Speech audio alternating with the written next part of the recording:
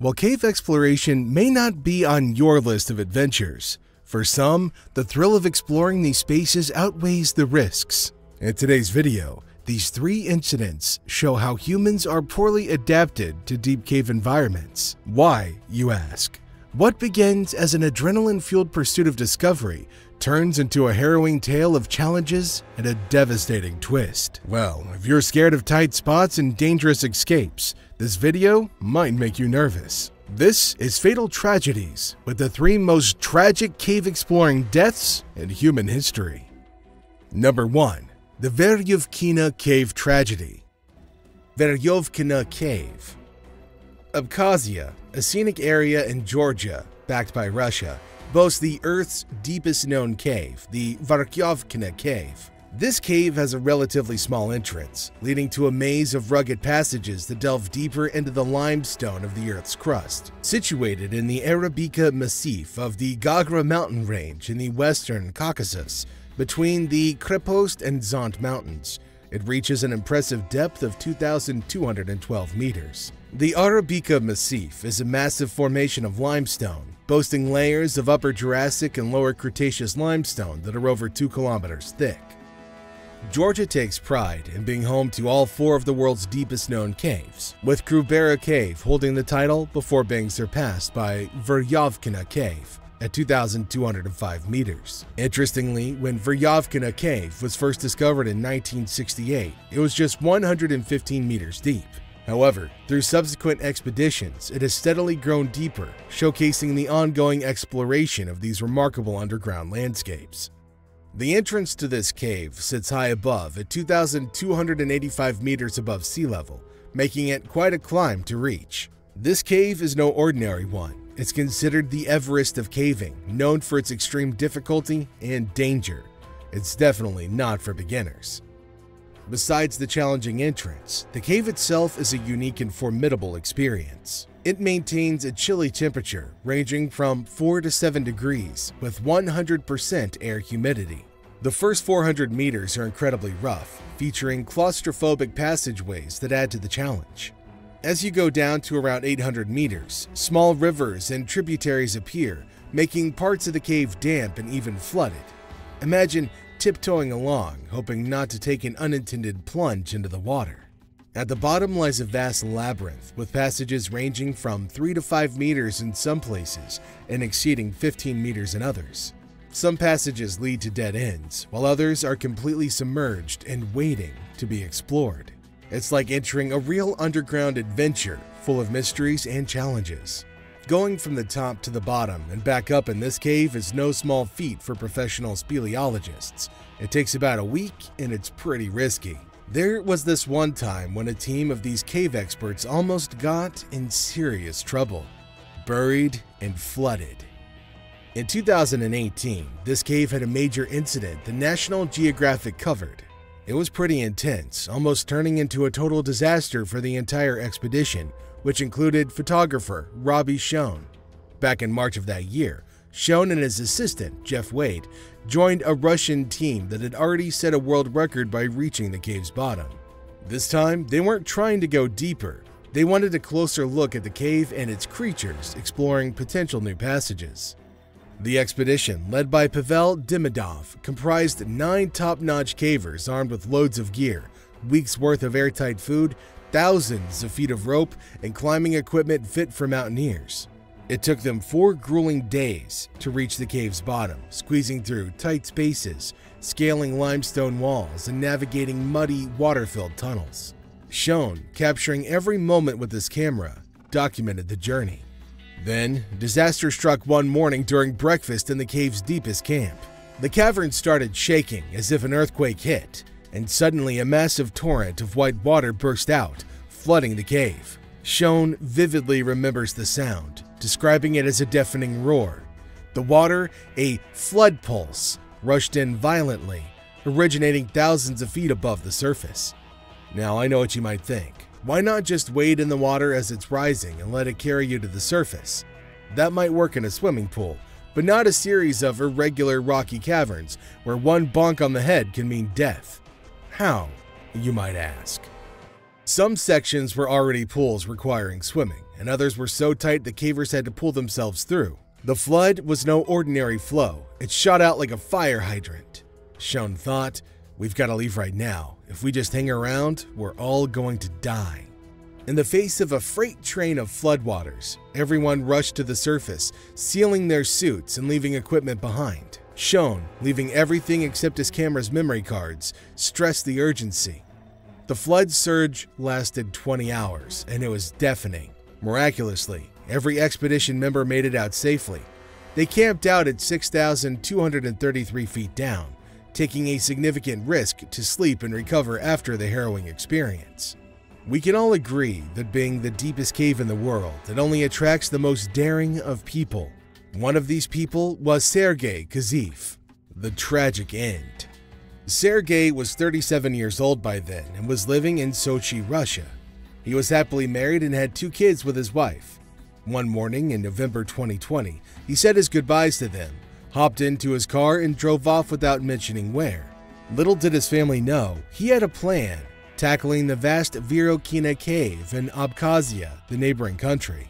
Sergei was no stranger to sports. He was a Russian mountaineer in top-notch shape, into marathons and all sorts of athletic adventures. Despite being relatively new to caving, having tried it only twice in his hometown, Sergei thought it would be a thrilling idea to take on Veryovkina cave solo. Well, not the best plan, obviously. After a long drive to Abkhazia, he parked remotely and trekked to the cave entrance. There, he packed his things into 3 bags, hung a rope, and descended into an almost vertical shaft. In Veryovkina cave, there are 6 camps at different depths where you can take a breather. The first 400 meters are a real challenge, tight, claustrophobic, and tough to navigate. Sergei's first stop was at Camp 380, where he had a meal of pasta and ketchup, planning his descent to Camp 600. Living there for a week, he enjoyed caver-friendly food, yes, more pasta and ketchup, and seemed to be having the time of his life. Little did he know that this was where things would take a turn. Now this sounds kinda crazy, but picture this, Sergei, just a regular guy, descending the deepest cave known to humans, armed with only screenshots on his phone and a tiny printed map. Despite being a total amateur, he pushed on to the trickier parts of the cave. Around 1,100 meters down, where things get really challenging, the cave turns wet and cold. Water is everywhere, constantly splashing on you as you descend. This isn't just a minor inconvenience, it's a serious risk. Without proper gear, you're flirting with hypothermia, and death can sneak up on you in this freezing environment. So far, Sergei was doing okay, making it as far as 1,100 meters, equivalent to 11 football pitches of hardcore caving. An impressive feat. But then, trouble struck. The running water increased, something Sergei clearly wasn't prepared for because he hadn't even brought a wetsuit. Imagine being constantly splashed with freezing cold water in a very cold place. That's a recipe for getting cold fast. His gear, from clothing to the 2 jomars without stirrups, was just not cutting it. Sergei forgot some crucial equipment, and that's when things went south. Exhausted and drenched, he tried to press on, but soon realized he was too tired and fatigued. Freezing, he made the tough call not to continue. There and then, the real struggle began. Sergei decided to ascend back up to the camp where he'd stayed for a week. The problem? The equipment he had couldn't get him back up. He tried and tried, splashed with water all the while, but he just didn't have the strength to climb without stirrups. It's unclear how long he suffered, but eventually he had to give up at the base of the well he'd been trying so hard to climb out of. In a chilling turn of events, Sergei found himself curled up, still attached to his rope, alone at a staggering depth of 1,100 meters in the world's deepest cave. Unfortunately, Sergei couldn't endure the harsh conditions and succumbed to the cold. Days turned into weeks, and his absence raised alarms. Imagine the worry and fear that filled his wife and children. The children asking their mother the whereabouts of their dad, only to be told, "I don't know either." His wife, seeing the seriousness of the situation at hand, reported him missing when he didn't return from his usual solo adventures. For 9 agonizing months, Sergei seemed to have vanished without a trace. Then, on August 4th, 2021, the Perovsky Club expedition, led by A. Baryshnikov, found a person's body 1,100 meters deep in the expansive Veryovkina cave, where they had gone for an exploration. The individual was hanging on a railing using two jumars with long extensions, and there were no stirrups, a serious violation of local rules. They were 3 meters above the ledge's bottom. On the ledge below, there was a transport vehicle containing 2 sealed mobile phones and a multi-tool. Something was amiss. As they reached Camp 1, they found a bag of equipment with moldy sneakers. Descending further into the cave, they discovered scattered bits of equipment, raising concerns that someone might be stuck. Their worry grew, leading them to 1,100 meters, where they found a lifeless figure curled up at the bottom of a well, still tied to a safety rope. Sergei had decomposed so much that he was unrecognizable. His equipment didn't match the cave's complexity, raising suspicions initially. It looked like a murder scene, as if someone had been placed there with minimal gear. Sergei wore camouflage overalls and trekking boots onto Jamal's without stirrups, a serious mistake in a cave designed for long verticals leading to exhaustion. Beside him lay his bags and the remnants of his equipment. Through notes and photos on his phone, a disturbing plan unfolded. A year-long strategy to reach the bottom of the deepest cave alone, a truly absurd idea. On August 5th, aided by the search organization Lisa Alert and guided by the Abkhaz Ministry of Internal Affairs, they stumbled upon a missing person announcement from November 2020 in Abkhazia. When they presented photographs of the found items to the presumed relative, they confirmed the identification. A crucial breakthrough came from the SIM card in the phone, which held a photograph resembling the one in the missing person's notice. This discovery added weight to the connection between the found individual and the missing persons case. Without wasting any time, on the same day, representatives from the prosecutor's office and the Ministry of Emergency Situations of Abkhazia ascended to the cave. The unfolding events were becoming a critical collaboration between search organizations and local authorities to shed light on the mysterious disappearance and discovery in the depths of the cave. Facing the challenging task of extracting Sergei from the extremely narrow cave, the rescuers were confronted with the harsh reality that a stretcher wouldn't work due to the cave's narrow passages. In a heart-wrenching decision, Sergei's wife was called again, and they made the agonizing choice to cut Sergei into pieces for evacuation. A truly grim and difficult task in the cave. The recovery efforts commenced on August 4th, with the local community rallying together to gather donations for the evacuation. By August 11th, a team of approximately 27 climbing professionals had gathered at the cave's entrance for the extraction. Splitting into 2 groups, they entered the cave to prepare for the challenging task ahead. On August 13th, after navigating through the cave and facing complications due to heavy rains causing flooding, the team spent the night at Camp 1000. The following day, August 14th, the group, clad in wetsuits, descended into the wetter and more challenging part of the cave, where they discovered Sergei. The rescuers proceeded to delicately remove the body, cutting Sergei into 10 pieces and carefully packing each piece into heavy-duty bags. Over the next few days, the groups faced the arduous and laborious task of hauling these bags through tight squeezes, a truly harrowing experience. Finally, on August 16th, after 4 days of intense effort, both groups emerged on the surface, each carrying bags containing the remains of Sergei. It was later revealed that Sergei had entered the cave illegally. He shouldn't have been there in the first place, as entry requires applying and being on a register, which he was not. This also explained why nobody had initiated a search for him either. Further investigations revealed that the equipment Sergei brought into the cave was woefully inadequate, ultimately leading to his tragic demise. Sergei was later laid to rest by his grieving family, leaving behind 2 children. Despite the sorrowful circumstances, his family expressed profound gratitude and deep respect for all of those who participated in the challenging and gruesome operation. Absolutely, this is undeniably a heartbreaking story. Sergei's decision to explore the deepest cave in the world alone, leaving behind a wife and children, indeed seems quite bewildering. It appears he might have been somewhat naive about the risks involved. choosing to embark on such a perilous journey without informing anyone, while also lacking proper equipment and the necessary expertise to survive the cave. In the end, this is a tragic tale of an amateur caver attempting to conquer the world's deepest cave, and unfortunately for him, it did not end well. A commendable mention goes to the recovery team, whose strenuous efforts in extracting his body, a task that many would find unimaginably challenging, deserve recognition. Not only was it deep and dark and wet, but to think about carrying the separated remains of a human body through the cave, absolutely chilling. Our heart goes out to his family. Rest in peace, Sergei. A poignant reminder of the dangers one might face when underestimating the perils of exploring the unknown all alone. Number 2. The Nutty Putty Tragedy. The fateful descent begins.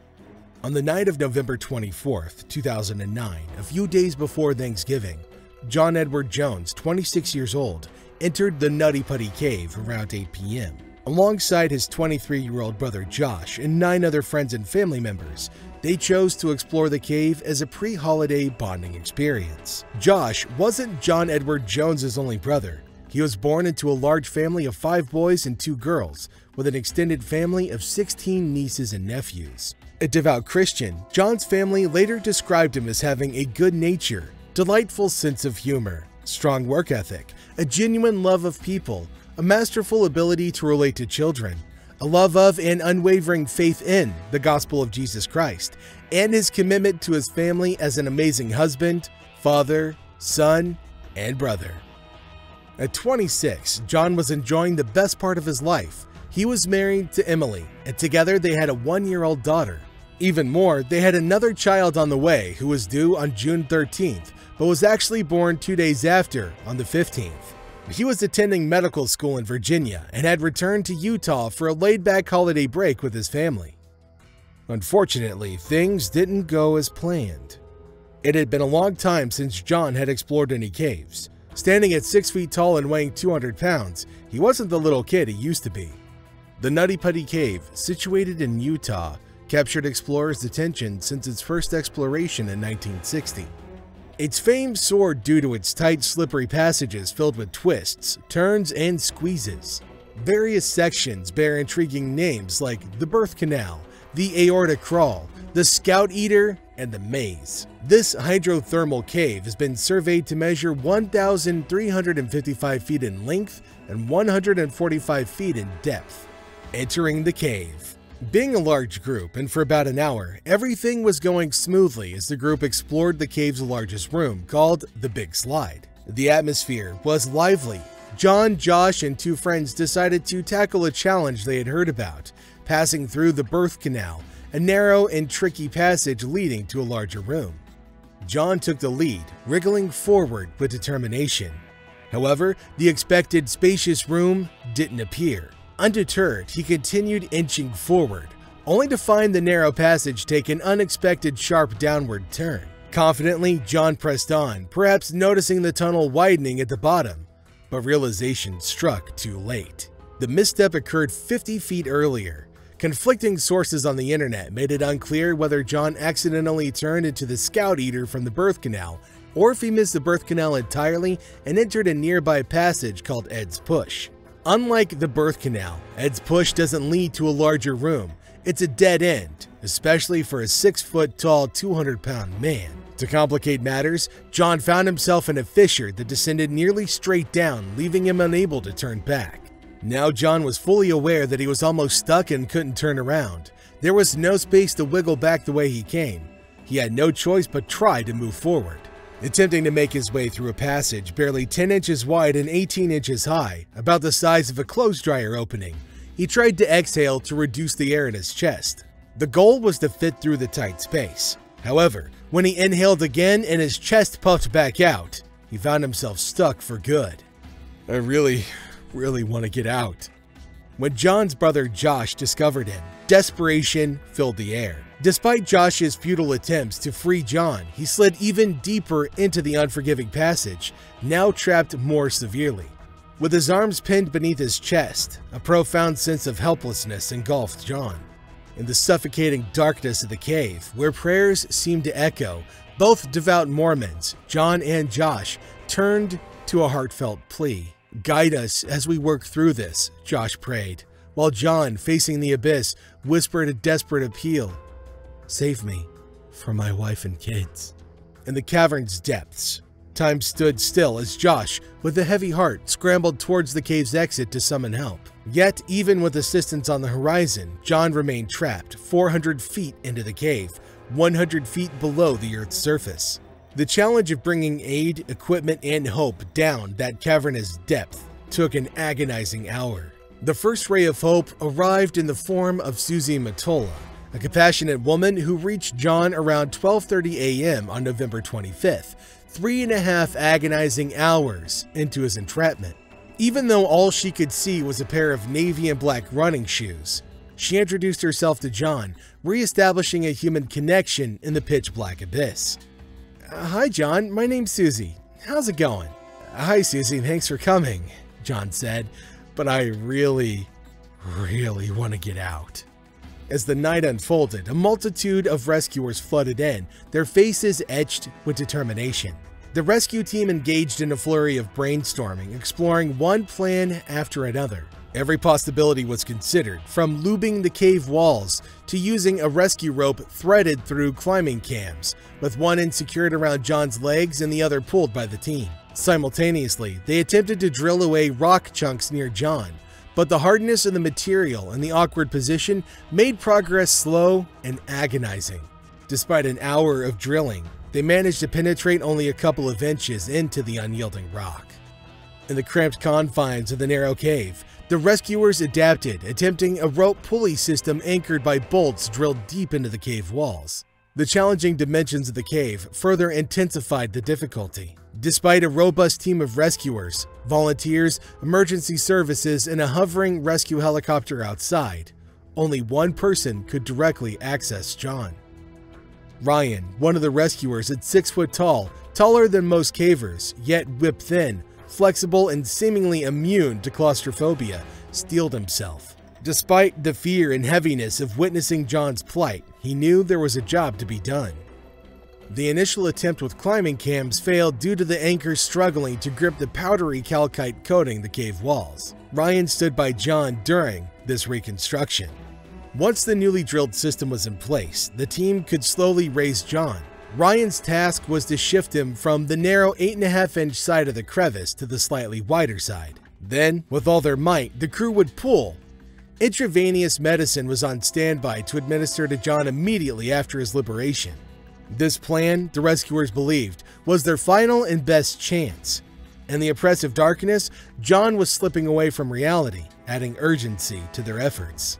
Sean Roundy, one of the rescuers on the scene, explained the difficulties facing anyone, even experienced spelunkers, who went into Nutty Putty Cave. Most of the passages were dangerously narrow, even at the entrance, where warning signs had been placed. "Help me get out. I don't want to be on my head," John told Ryan when he arrived. "Why are you on your head?" Ryan asked. "Why did you guys put me here?" John replied. "Just keep fighting." Upon reaching John, Ryan skillfully untied the knots the previous rescuers had secured around his legs. In a gesture of care, Ryan offered a water pouch filled with Gatorade, extending the attached tube to John so he could drink. And as a reminder that he wasn't alone in the dark abyss, Ryan gently rubbed John's leg. The connection between them deepened, especially considering John's strong Mormon faith. Shared faith with several volunteers who attempted to free him became a source of comfort. In moments of conversation, they delved into their missions for the Church of Jesus Christ of Latter-day Saints, and even conversed in Spanish, a language both were familiar with. Ryan from his mission to Texas, and John from his mission to Ecuador. "I'm sorry I'm so fat," John said. "It would be so much easier for you guys to get me out of here if I wasn't so fat." But Ryan smiled. "Well, when we get you out of here, I'll be your workout buddy," he said. "I can't believe I'm upside down." John's predicament became even more complicated due to the contorted position of his body, nearly upside down, with only his feet visible to the rescuers. The low-hanging ceiling above his feet made a straightforward extraction impossible, as pulling him out would be hindered by his feet. Time ticked away, marked by frantic efforts and the disheartening failure of the initial climbing cam system. Meanwhile, John's condition worsened. Trapped upside down for an extended period, he grappled with difficulty breathing, and his heart strained against gravity to maintain a continuous blood flow to his brain. Swinging between panic and moments of calmness, John endured the harrowing experience. As the clock relentlessly ticked, reaching the 19th hour of John's upside-down entrapment, rescue commanders on the surface also knew how much thoughts of his family helped John in his dark prison. So, Salt Lake County crews brought in a telecom, a set of 2 radios connected by a cable line. Extending the line 400 feet from the entrance to John's tunnel, they handed a speaker to Ryan. In the dimness of the tunnel, Ryan lay, his arms stretched out with the little black box. Tears streamed down the rescuer's face as Emily, from the tumultuous surface to the musty, cramped tunnel, shouted desperately to reach John. Through this lifeline, John connected with his wife, both agitated yet finding solace in each other's voices amid the turmoil of the cave entrance.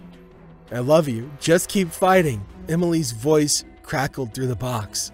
John replied saying, I love you, tell Lizzie I love her, I'll get out and I'll come see you."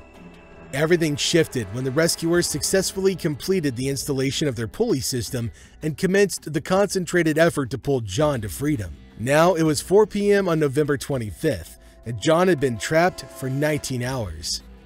But rescuers finally had the power to pull him out. The rope was threaded through nearly 15 tandem pulleys meticulously drilled into the cave wall.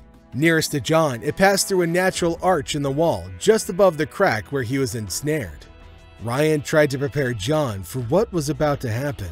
"Okay, John, I need your help. I need you to make sure that you're pushing with your hands. I'm gonna push you this way." In the pit, 8 people moved in unison. John's body ascended from the crevice.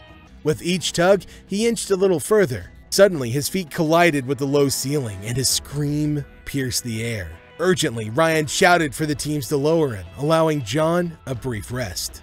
On the 3rd lift, as they brought John upward once more, Ryan leaned into the crack. It was the first time in hours that John caught a glimpse of another person. "John, look up at me," Ryan said. "How you doing?" After the 3rd upward pull, a significant milestone was reached. John, now at eye level with the closest rescuer, displayed signs of exhaustion. Tired eyes, a grimy face, but overall he seemed remarkably fine. "It sucks. I'm upside down. I can't believe I'm upside down," he said. "My legs are killing me." Despite the complaints, a smile adorned John's face, not unnoticed by the rescuer. After a brief rest, they decided to press on. John was on the verge of liberation. After about 20 minutes, Ryan raised his voice to yell, "Haul!" he said. The rope moved. John inched upward. In the face of overwhelming odds, Ryan dared to hope. The thought flickered, John might escape this trouble. Though undoubtedly injured, he could embrace Emily, witness his baby's birth, and see his daughter grow up. There was a chance he could live. But then the world exploded in a blast of pain. Disaster strikes. As the rescue team pulled John upward for the 4th time, a sudden shift in events unfolded. The entire team was thrown backward as the rope went loose in their hands. Ryan screamed. Then everything went black. When he woke up, blood was everywhere. His jaw hurt and his eye was getting big. He'd felt a hard impact on his face, causing him to briefly lose consciousness. Amidst the settling dust, he realized that the stone arch near John's legs, where the rope was tied, had shattered, and the closest key bolt had broken off. But where was John? Disoriented, he couldn't locate John in the dust, but soon the grim reality emerged. John had slid back down the crevice, seemingly even deeper than before. He'd landed on his head again, but he didn't look worse. Ryan, with the nearly split tongue, tried to talk and be reassuring. "John, I'm bleeding. I've got to get help, but it's okay. Everything's okay. Someone else will come in with you." With severe facial injuries from the impact, Ryan, unable to continue, had to switch places with his father, also on the rescue team. When his father reached John, it became evident that John's breathing had become shallow and infrequent, a struggle for life. Calls for John went unanswered, and the rescuer, in a desperate attempt to secure the rope around John's waist, became stuck himself. After a harrowing escape, he drilled a new hole for the pulley and crawled out of the cave, exhausted, to be replaced by another rescuer who reached John but couldn't make contact. A medical professional eventually entered the cave and reached John. At midnight on November 25th, John was pronounced dead at the age of 26. Despite the efforts of 137 rescuers toiling for 27 hours, they left the site with empty hands and heavy hearts.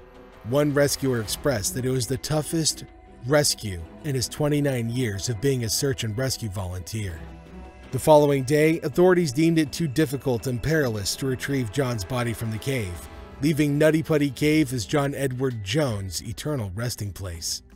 A week later, public authorities decided to permanently close Nutty Putty Cave to the public, sealing it for good. In memory of John, his family placed a plaque at the cave entrance, ensuring that his legacy remained etched into the cavern's history. However, the cave was reopened again on May 18, 2009.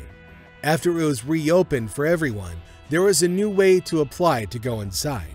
This was done to make sure people who wanted to explore the cave knew how to stay safe underground. Finally, we have the 09 Well Cave tragedy. Joe started exploring caves with the San Antonio Grotto when he was just 16. Despite initial doubts due to his preppy and somewhat nervous nature, Joe's journey in caving turned into a tale of persistent excellence. By the age of 18, he had overcome his apprehensions, and in his late 20s, he earned international recognition for his strength, caving skills, leadership, and irreverent sense of humor. Throughout his life, Joe passionately explored hundreds of caves in the US and Mexico, contributing significantly to cave surveys. Notable achievements include leading the exploration of Pau de Montemayor, turning it into the deepest cave in northern Mexico at 1,689 feet. He was a crucial member of the Cueva Cheve project, one of the world's deepest caves. Joe also played a key role in the exploration of Mexico's Cueva de la Puente, extending its length to over 8 kilometers, defying previous expectations. Beyond his adventures, Joe co-owned Gonzo Guano Gear, designing top-notch caving equipment that he thoroughly tested on his expeditions. With a degree in geography and environmental management, he worked for 13 years in karst hydrogeological, biological, and environmental research. In his final years, Joe's expertise led him to teach courses in vertical and rescue techniques. He left behind a legacy embraced by his companion and business partner, Rebecca Jones, his brother Marvin Ivy, sister-in-law Christy Ivy, niece Ashley Ivy, and a vast international family of cavers who admired and respected him. Joe Ivy's story is one of triumph, passion, and the pursuit of the extraordinary underground world. The 09 Well. 09 Well stands as a classic cave in the heart of Texas, offering a thrilling adventure for those equipped with a wetsuit and skilled in rope techniques. Plunging 100 meters into the earth, this multi-drop cave holds more than just natural wonders. It carries the echoes of history. Once a pivotal stop on the Ozana-San Angelo stagecoach line and frequented during the cattle drives between Mexico and Kansas City, 09 Well bears witness to a bygone era. Even today, a windmill draws water from the depths of the cave, connecting the present to its historical roots. Managed by TCMA for the University Land System, 09 Well has a special significance. Access is restricted to TCMA members for management or research-related trips, but recreational visits can be arranged with prior coordination. To embark on this subterranean journey, a formal request process is in place. Prospective adventurers should contact the cave manager well in advance of their planned trips. Descending into the 09 Well is not just a physical descent, it's a plunge into history and geological marvels. Reaching around 100 meters in depth, the well boasts a series of drops.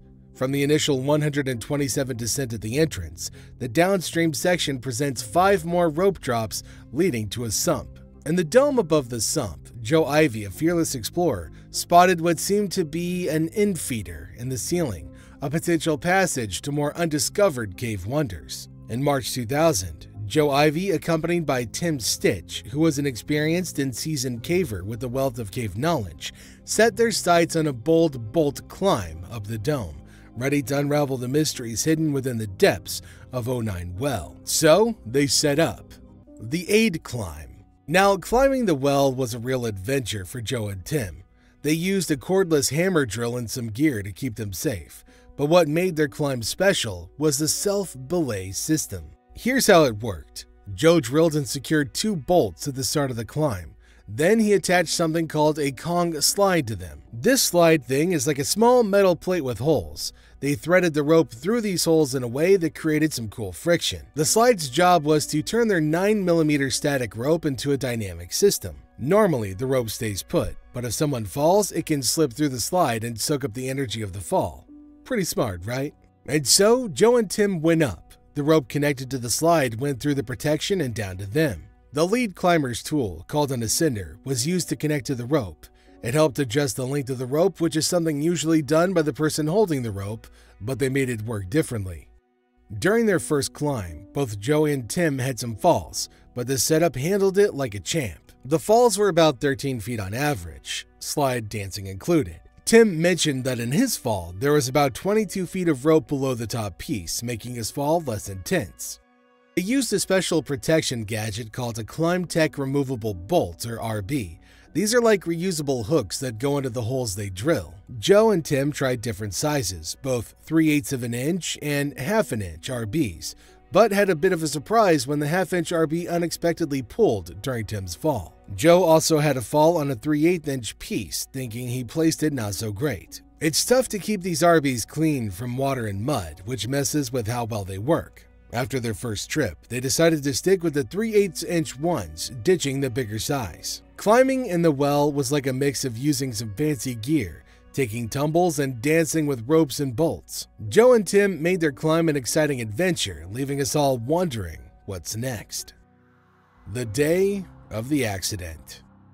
Joe and Tim dedicated 5 trips to tackle the climb spread across 3 weekends. The last weekend, specifically on September 30th, marked a significant breakthrough. Joe and Tim entered the well in a company of 16 fellow cavers. They managed to clear a muddy section that had posed serious challenges in the second weekend.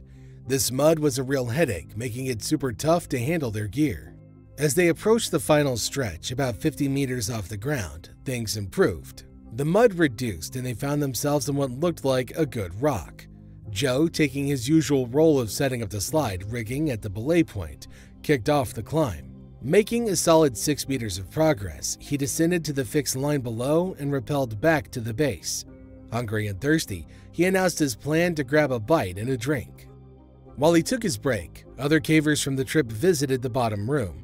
Some were still there when Joe made his way down the standing line. Tim, on the other hand, got some tools and gear from Joe, including adjustable stirrup triers that Joe designed himself. Tim preferred these over the standard ones Joe had. He climbed up to the anchor for the fixed line, attached himself to the lead rope, and made the switch to the ascenders at the end of the rope coming down from Joe's last bolt. The rope had passed through a line of 3/8 inch bolts to Joe's last protection and bolt. At this part of the climb, they used 3-inch wedge and sleeve-type bolts.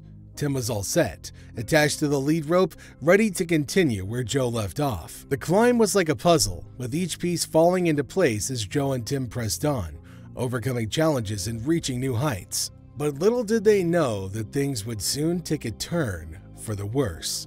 Tim placed 8 bolts as he ascended, reaching a point about 15 feet or 5 meters below their target passage. However, he ran into a challenge.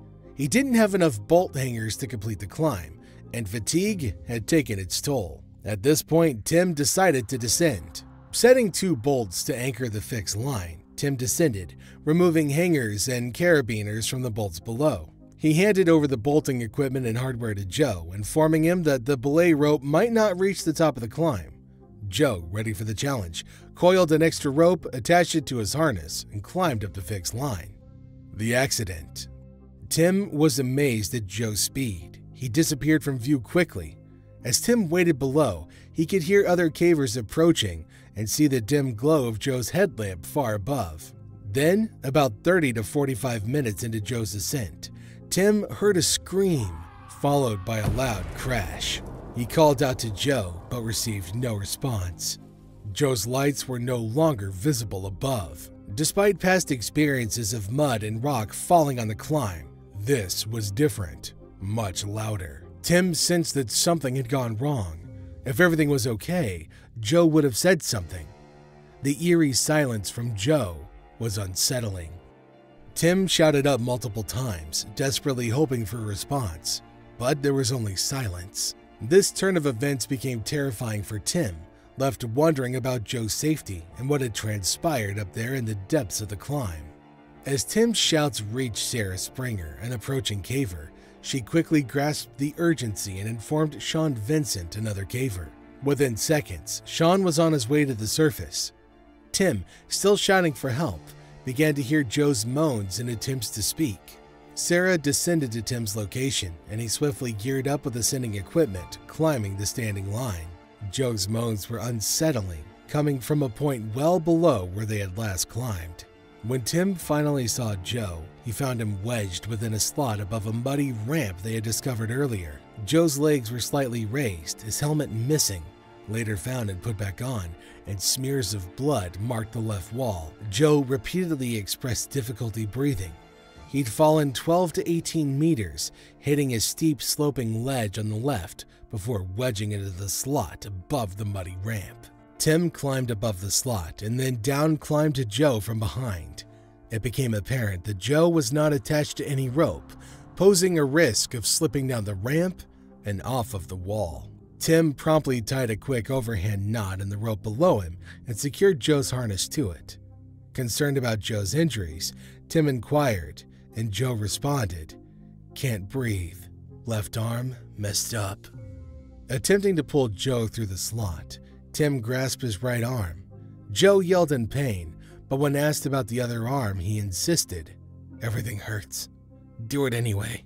With determination, Tim pulled Joe, instructing him to kick. Eventually, Joe came out of the slot and slid down onto the top of the muddy ramp. The uneven ledge there was barely large enough to sit on, making it challenging to lie prone.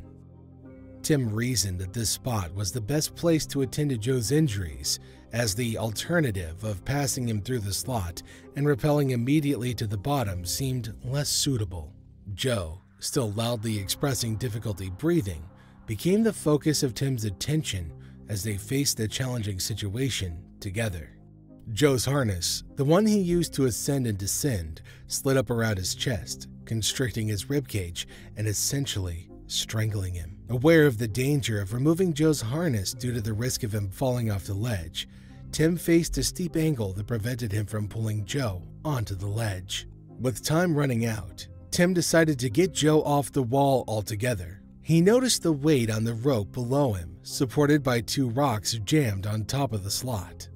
Tim asked Sarah to transition him to a new vertical caving line, but she lacked the knowledge of how to change the ropes or rappel while being on the rope. Tim instructed her to keep climbing while he considered that he couldn't describe the changeover successfully.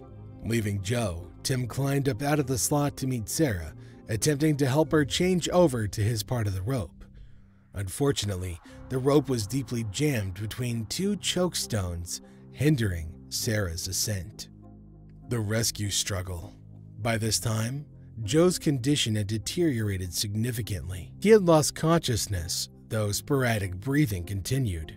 Despite the challenges, Sarah and Tim worked together to move Joe to the ledge, aiming to relieve the weight from his harness and allow him to breathe. However, Joe's body, covered in slick mud, made it challenging to grab anywhere but the harness, worsening his breathing. Facing this disaster, Tim maneuvered along the sides of the ledge, using his legs to pull Joe up temporarily, alleviating the weight on the harness. After some time, Joe began slipping down again into the lower position in the deadly slot. Realizing the futility of efforts to get him onto the ledge, Tim prepared to get Joe off the wall entirely. The rope needed to be removed from the chokestones, and then passed through the back of the slot. At this point, it became painfully obvious that Joe had stopped breathing altogether. While administering CPR seemed challenging given Joe's awkward position, Tim and Sarah were 100% committed to getting him down. Tim guided Joe down the muddy ramp, frequently pulling his legs out from under him and getting him unstuck. Eventually, Joe slid out, and Tim rappelled with Joe to the base of the wall. At the bottom, Tim urgently searched for a knife to cut Joe's harness off. Calls for assistance had gone out to cavers in central Texas around 11 p.m. on September 30th, and the rescue team, including Tim Comer, James Davis, Rod Dennison, Tommy Gillis, Monty Strange, Charlie Savas, and Frank Delgado, worked together during the entirety of the rescue attempt. Despite Tim's efforts to get Joe's harness off, it became apparent that Joe had likely died. CPR was attempted, but it proved futile. The rescue team faced the significant challenge of getting Joe's body out of the cave, moving it up to the second drop before taking a break around 3 a.m. on October 1st. Trained cave rescue personnel, led by John Green, finished the recovery up around noon. The exact cause of Joe's fall at the top of the climb remains unknown. It's speculated that one or possibly two anchors were placed before his fall. The muddy cave environment presented extreme challenges, and problems with the spring-loaded devices used in the bolt climb could have occurred. Joe's belay system suffered a severe shock load during the fall, causing the ascender to cut through the ropes. The use of a 9mm static caving rope instead of the more typical 10mm or 11mm dynamic rope reduced the system's ability to absorb the shock. Investigators believe that Joe had moved the slide belay device closer to the top of the climb, decreasing the rope length and intensifying the shock load in the belay system. The choice of a stronger rope might have made a crucial difference in the outcome of the climb. So out of these scary cave exploration stories, which one do you find the scariest? Leave your thoughts in the comments section below, and don't forget to like, subscribe, and turn on notifications for more interesting stories. Keep being curious, stay engaged, and remain safe. Until next time.